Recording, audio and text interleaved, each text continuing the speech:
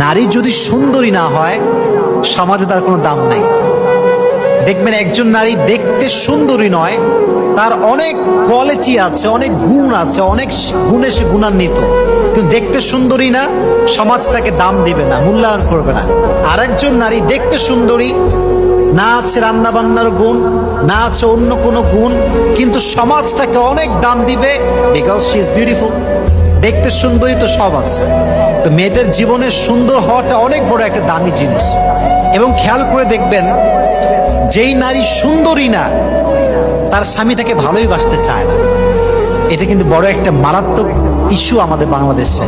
এই জন্য যুবক ভাইয়েরা, নারীর সৌন্দর্যের চাইতে তার গুণটা বড় দামি।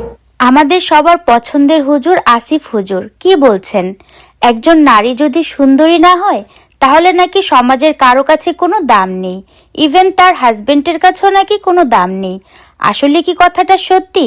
একজন নারীর সৌন্দর্যটাই কি মেন ইম্পর্টেন্ট? একজন মানুষ সারা জীবন কিন্তু সুন্দর থাকে না, বয়সের সাথে সাথে মানুষ চেঞ্জ হতে থাকে। বাহিরের সৌন্দর্যটা তো ক্ষণিকের জন্য। সৌন্দর্য দিয়ে যদি সবকিছু হতো তাহলে মানুষের মনের কোনো প্রয়োজন হতো না। আমার তো মনে হয় মানুষের মনের সৌন্দর্যটা হচ্ছে ইম্পর্টেন্ট, বাহিরের সৌন্দর্যটা না। বাহিরের সৌন্দর্যটা তো ক্ষণস্থায়ী, কিছুদিনের জন্য। বয়সের সাথে সাথে সৌন্দর্য সবারই নষ্ট হয়ে যায়, সেটা হোক ছেলে অথবা মেয়ে, হোক হাজবেন্ড অথবা ওয়াইফ। একজন হাজবেন্ডের কাছে যদি তার ওয়াইফের বাহিরের সৌন্দর্যটাই মেন হয়, তাহলে সেই ওয়াইফের কাছে তো সেটাই হবে যে তার হাজবেন্ডের বাহিরের সৌন্দর্যটাই মেন হবে। তাহলে বয়সের সাথে সাথে কি শুধু মেয়েরাই অসুন্দর হয়, ছেলেরা কি হয় না?